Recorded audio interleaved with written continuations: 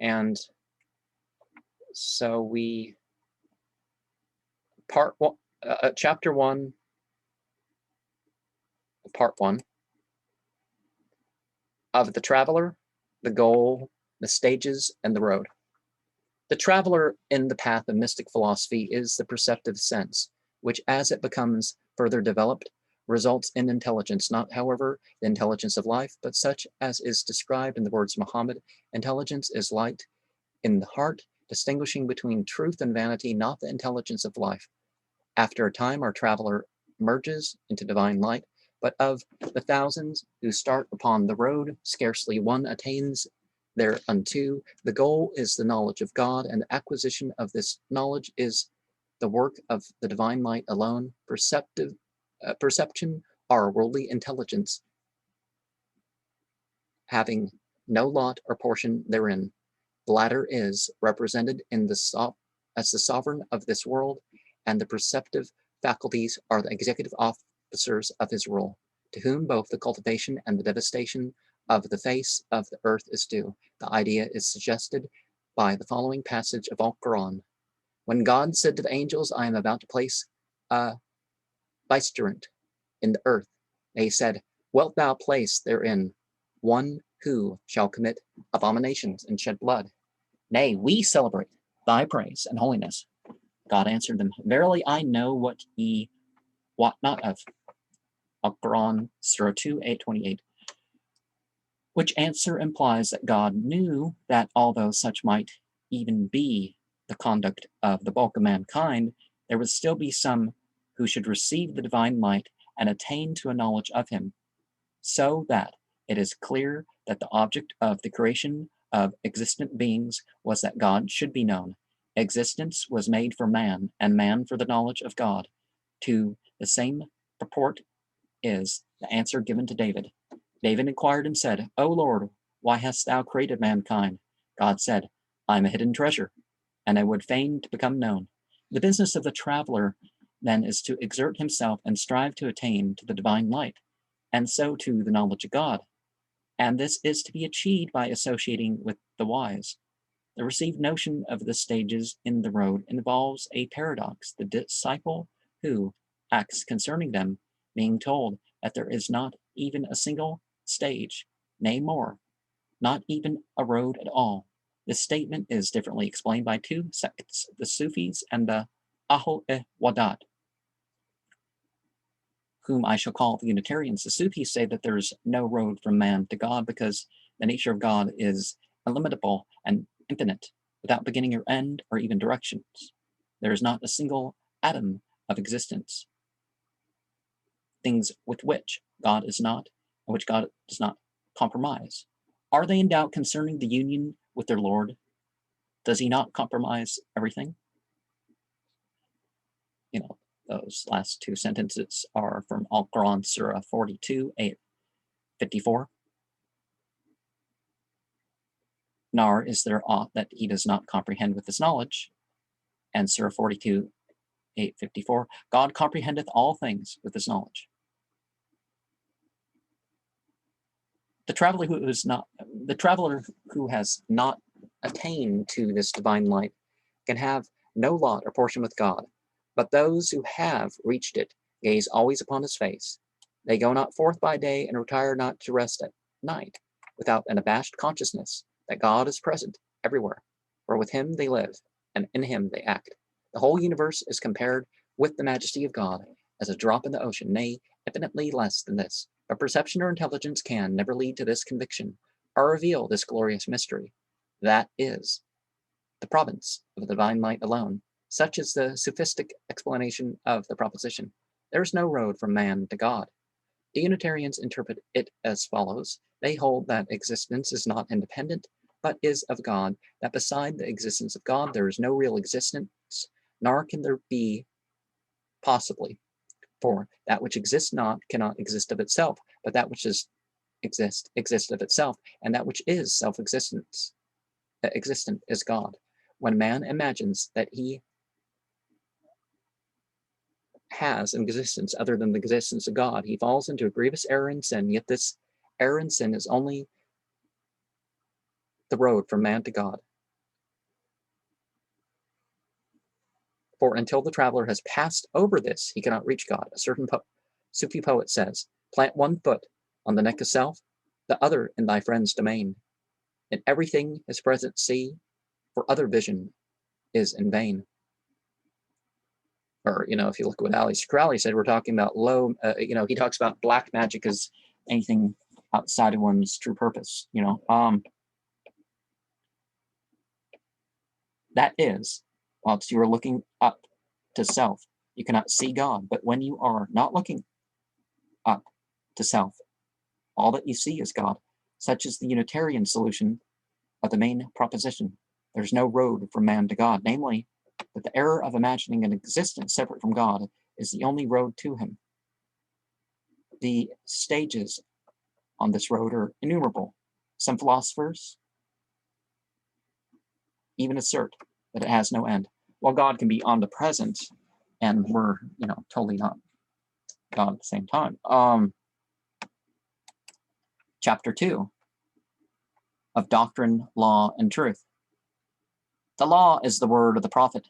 The doctrine is the example of the prophet, and the truth is the vision of the prophet. This follows from the hadith. My words are my law. My example is my doctrine. My state is truth. The traveler must first learn the theory of the law and act up to the practice of the doctrine, by which means the truth will become manifest in him. Those who possess all these three things are the perfect, and these are the leaders of the people. But those who are deficient in all are lower than the brutes. These are the wretches, referred to in Al-Quran. Verily we have created for hell many of mankind, and of the genii. Hearts have they, and understand not. Eyes have they, and see not. Ears have they, and hear not. They are like unto beasts of the field, nay, more perverse, for they are the negligent.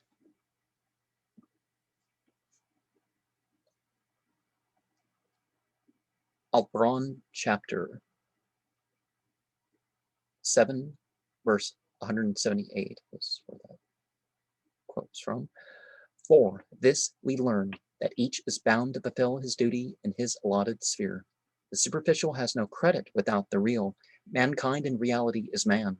The animal kingdom in reality is animal.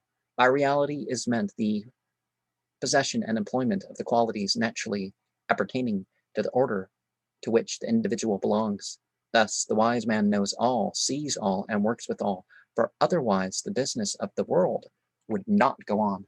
Teachers also work in their way for the same reasons, but rulers work not, or otherwise the harmony of the world would be disturbed. The final object of the law, doctrine, and truth is that mankind should speak aright, act aright, and think aright, or in other words, become wise and good. The object is threefold. First, that mankind may not become like the brute. He should receive the command and prohibition of Scripture and obey the same. This he must confirm in his heart and confess with his tongue. Secondly, that he may be adorned with grace and piety, he should associate with the wise and strive earnestly to know and understand the unity of God. Thirdly, that he may become accomplished, he should, after the knowledge of God, learn the nature and properties of material objects. And some of this could be symbolic stuff, but not that the thing becomes an amulet, it becomes an evocative means towards those ends, right? When thus accomplished, the traveler may be considered as adorned with the law, doctrine, and truth. But all the foregoing theory is useless without practice. The traveler cannot arrive at the goal unless he combines theory with practice, superficiality with reality. For the Quran says, and righteous actions shall raise him. Surah 35, ayat 17. Now the actions constituting this practice are 10 in number. Search after God, which is the object of all striving and conflict. Search after wisdom, the guide without whom it is impossible to find the road. Inclination towards the wise, that is, the traveler should frequent the society of the wise and sit as a disciple at their feet. This inclination is a strong steed that bears him on his way. Obedience, The traveler should in everything be obedient and submissive to the wise, both in reference to the affairs of this world and the next. Renunciation he must renounce trifling, and at the bidding of the elder, even give up all that he has, to care forsaking his most favorite pursuits, unless they meet with the approbation of his superior. Piety. He must be pious and continent in word and deed, in mode of life, complying with the dictates of the law and the scriptures. Submission. The serenity of the traveler's path is the result of submission to the law. Reticence. To speak little. Vigilance. To sleep little. Temperance. To eat little. These are the marks which determine the practice of the followers of the doctrine. 10 fierce dragons in the traveler's path to keep him from swerving in the direction of sin. If he assiduously follow them under the direction of the wise, he ultimately reaches his goal, and the truth is made manifest in him. But if he be deficient in one only, he can never arrive at his destination. There are also 10 marks which determine the practice of the followers of truth. That the traveler should know God first, and subsequently the nature and properties of material objects. That he should be at peace with all the world and refrain from all contradiction and opposition, according to the mother from whom he is born into the community. Each receives a different patronymic. Thus, one is called a Nephite, one a Shepheite, one a pagan. I'm not sure what word they used, because pagan, heathen, Gentile are slurs, infidel or slurs that aren't used in Islamic literature. Well, I mean, it's not Islamically sanctioned. There's people that claim to be Muslim that use these terms. They think they're actual categories of religion, though. One a Jew, another a Muslim, but the true philosopher recognizes in each a weak and helpless being like himself. He sees in each a fellow searcher after God. Charity towards all. Charity is that course of action and teaching which benefits our fellows both temporally and spiritually.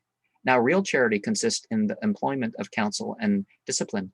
Teachers should employ counsel that men may be improved. Rulers should employ discipline for the regulation and well-being of society.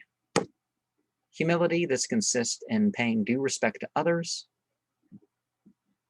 Submission and resignation. Trust in God, patience, endurance, and perseverance. Freedom from avarice, for avarice is the mother of vice. Contentment, inoffensiveness. Conviction, for the truth brings conviction with it. Such are the marks, and such is the practice of the followers of truth. And until the traveler shall have thoroughly penetrated the inmost depths of wisdom and shall have completed the journey to and in God, these marks and qualities will not be made manifest in him. And by hadith, certain things should be regarded in considering whether or not it's actually from Prophet Muhammad,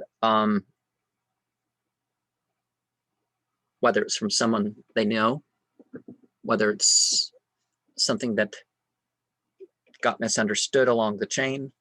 That happens. I mean, it doesn't seem that this is usually the case. Historicity of Islamic narrations are much stronger than what we'd expect from other traditions. The Hanifa, the Hanifites, oh, I don't remember how you say that, are the followers of Abu Hanifa, one of the principal authorities for the traditional law. His doctrines are esteemed chiefly among the Turks. The Shafi'ites are those who follow the tenets taught by Abu Abdullah Muhammad bin Idris al-Shafi'i, who was descended from the family of Muhammad, Saladin founded a college for the exclusive propagation of his doctrines at Cairo. A beautiful mosque to his memory also exists at Herat and Khorasan. Both sects are considered perfectly orthodox by the Muslimin. Chapter 3, concerning the perfect man and the perfectly free man. The perfect man is he who has fully comprehended the law, the doctrine, and the truth, or in other words, he who is endued with four things in perfection: good works, good deeds, good principles, the sciences. It is the business of the traveler to provide himself with these three things in perfection, and by so doing, he will provide himself with perfection. The perfect man has had various other names assigned to him, all equally applicable, like elder, guide, leader, inspired teacher, wise, virtuous, perfect master, beacon, and mirror of the world, powerful antidote, mighty elixir, Isa, the raiser of the dead, Khizar, the discoverer of the water of life, and Solomon, who knew the language of the birds. The universe has been likened to a single person, of whom the perfect man is the soul, and again to a tree of which mankind is the fruit, and the perfect man the pith and essence.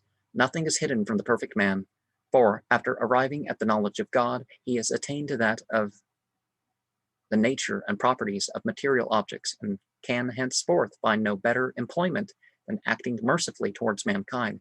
Now there is no mercy better than to devote oneself to the perfection and the improvement of others, both by precept and example. Thus the Prophet is called in Al-Quran a mercy to the universe. Al-Quran, Surah 21, 807.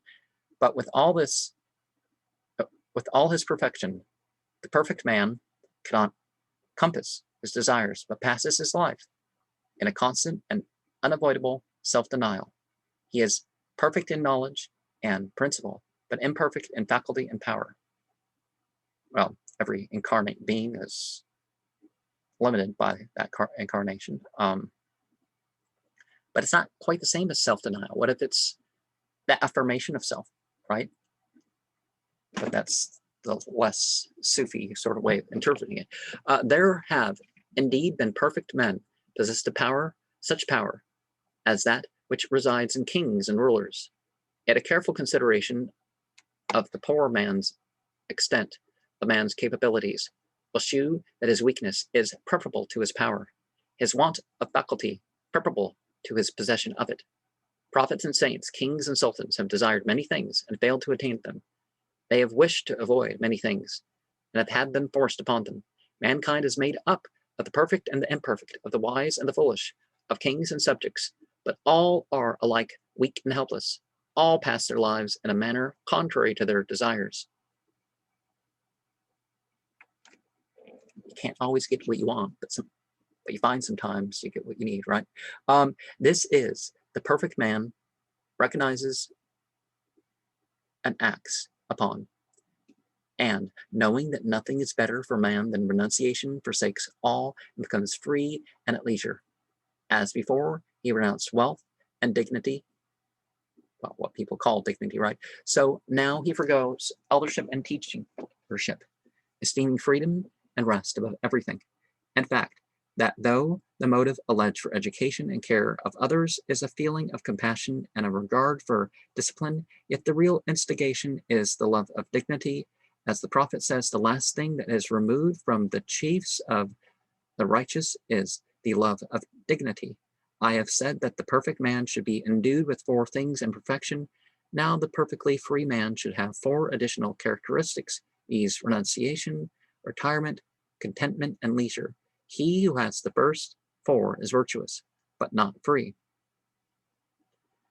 He who has the whole eight is perfect, liberal, virtuous, and free. Furthermore, there are two grades of the perfectly free: those who have renounced wealth and dignity only, and those who have further renounced eldership and teachership, thus becoming free and at leisure. These things are subdivided into two classes: those who, after renunciation, retirement, and contentment, make choice of obscurity, and those who, after renunciation, make choice of submission, contemplation, and resignation. But the object of both is the same. Some writers assert that freedom and leisure consist in the former course, while others maintain that it is only to be found in the later.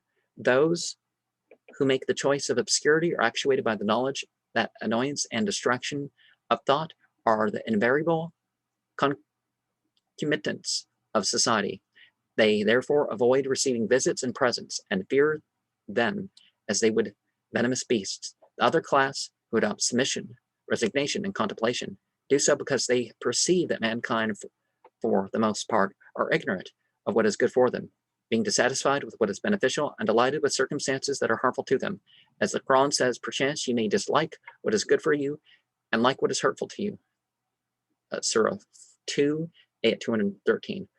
For this reason, they retire from society equally with the other class, caring little what the world may think of them. The eminent Sufis are divided in opinions as to which of these two courses is to be preferred. In a Persian Jahan Numa, the fabled cup of Jamshid, in which were reflected all passing events, and Ain Jahan Numa, the mirror of Alexander the Great, is said to possess the same singular properties. Chapter 4, concerning fellowship and renunciation. Fellowship has many qualities and effects, both of good and evil. The fellowship of the wise is the only thing that can conduct the traveler safely to the goal. Therefore, all the submission, earnestness, and discipline that have been hitherto inculcated are merely in order to render him worthy of such fellowship, provided he have the capacity. A single day, nay, a single hour, in the society of the wise tends more to his improvement than years of self-discipline without it. Verily, one day with thy Lord is better than 1,000 years. Quran, Surah 22, 846.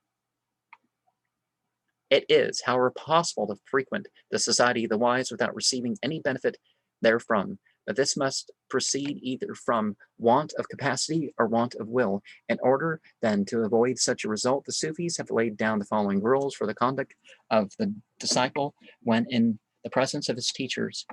Hear, attend, but speak little. Never answer a question not addressed to you, but if asked, answer promptly and concisely, never feeling ashamed to say, I know not. Do not dispute for disputation's sake. Never boast before your elders.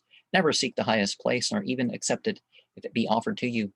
Do not be over ceremonious, for this will compel your elders to act in the same manner towards you, and give them needless annoyance. Observe in all cases the etiquette appropriate to the time, place, and persons present. In indifferent matters, that is, matters involving no breach of duty by their omission or commission, conform to the practice and wishes of those with whom you are associating. Do not make a practice of anything which is not either a duty or calculated to increase the comfort of your associates. Otherwise, it will become an idol to you, and it is incumbent on everyone to break his idols and renounce his habits. This leads us to the subject of renunciation, which is of two kinds, external and internal. The former is the renunciation of worldly wealth. The latter is the renunciation of worldly desires. Everything that hinders or veils the traveler's path must be renounced, whether it relate to this world or the next. Wealth and dignity are great hindrances, but too much praying and fasting are often hindrances too. The one is a shroud of darkness, the other a veil of light. The traveler must renounce idolatry if he desire to reach the goal, and everything that bars his progress is an idol. All men have some idol which they worship. With one, it is wealth and dignity. With another, overmuch prayer and fasting. If a man sit always upon his prayer carpet becomes his idol. So on with a great number of instances. Renunciation must not be performed without the advice and permission of an elder. It should be the renunciation of trifles, not of necessaries, such as food, clothing, and dwelling place, which are indispensable to man, for without them he would be obliged to rely on the aid of others, and would beget avarice, which is the mother of vice. The renunciation of necessaries produces as corrupting an influence upon the mind as the possession of too much wealth. The greatest of blessings is to have a sufficiency, but to overstep this limit is to gain naught but additional trouble. Renunciation is the practice of those who know God, and the characteristic mark of the wise. Every individual fancies that he alone possesses this knowledge, but knowledge is an attribute of the mind, and there is no approach from unaided sense to the attributes of the mind by which we can discover who is or who is not possessed of this knowledge. Qualities, however, are the sources of action. Therefore, a man's practice is an infallible indication of the qualities he possesses. For if, for instance, a man asserts that he is a baker, a carpenter, a blacksmith, we can judge at once if he possesses skill in these crafts by the perfection of his handiwork. In a word, theory is internal and practice external. The presence of the practice, therefore, is a proof that the theory too is there. Renunciation is necessary to the real confession of faith, for the formula, there is no God but God, involves two things, negation and proof. Negation is the renunciation of there being other gods, and proof is the knowledge of God. Wealth and dignity have led many from the right path. They are the false gods the people worship. If then you see that one has renounced these, you may be sure that he has expelled the love of this world from his heart and completed the negation, and whosoever has attained to the knowledge of God has completed the proofs. This is really confessing that there is no God but God, and he who has not attained to the knowledge of God, he has never really repeated the confession of faith. Early prejudices are a great stumbling block to many people, for the first principles of monotheism are contained in the words of the Hadith.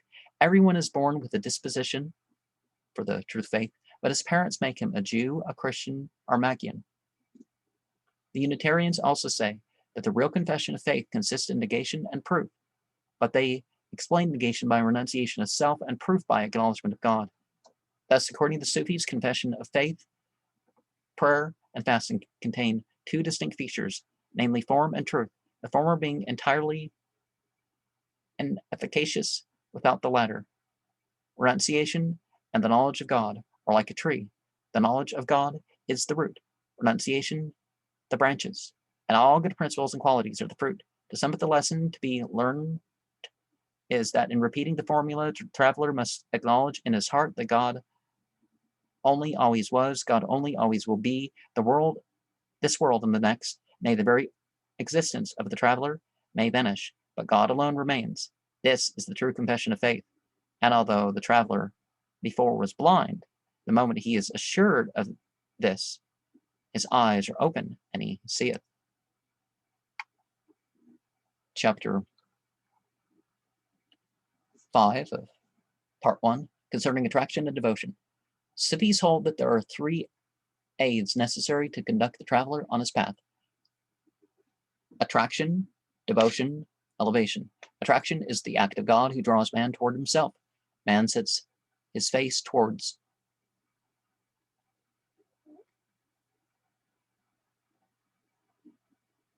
this world and is entangled in the love of wealth and dignity until the grace of God steps in and turns his heart towards God. The tendency proceeding from God is called attraction. That which proceeds from man is called inclination, desire, and love. As inclination increases, its name changes and it causes the traveler to renounce everything else, becoming a qibla, to set his face toward God.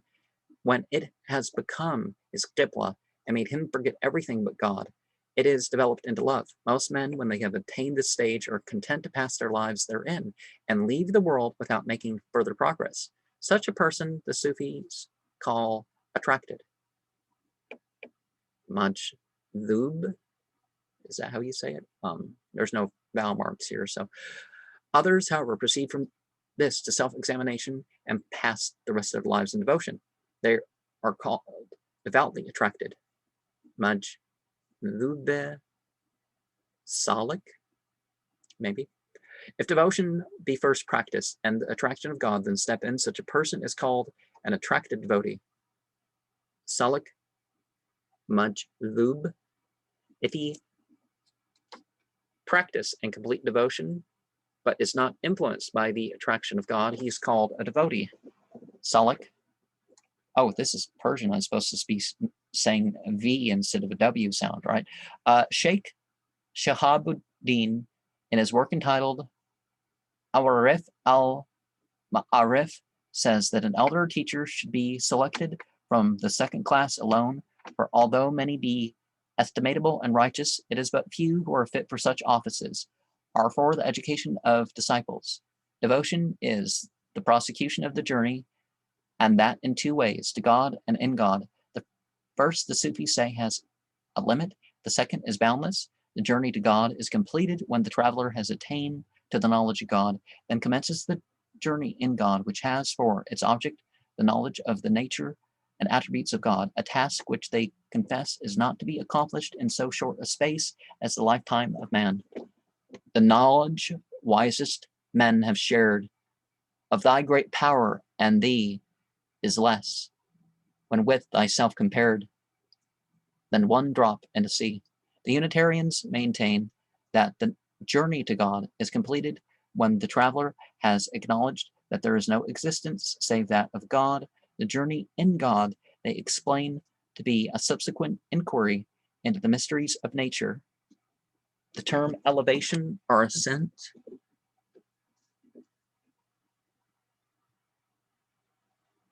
arroge,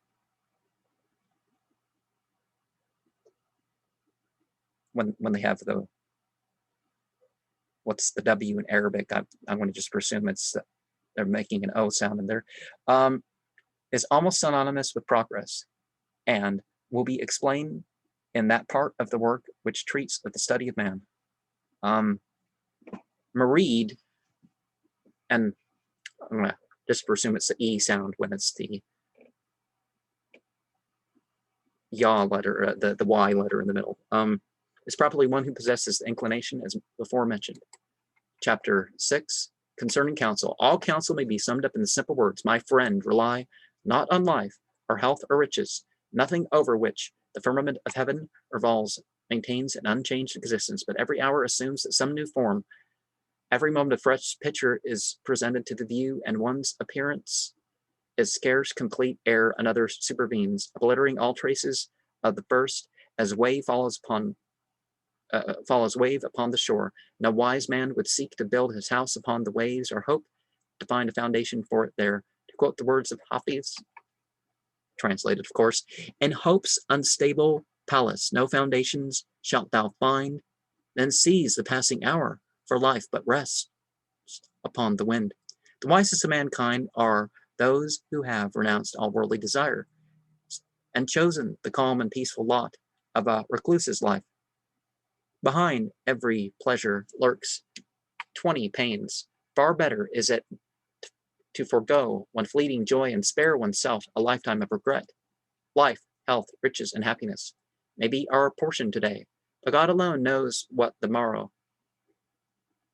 may bring forth. And then we break here.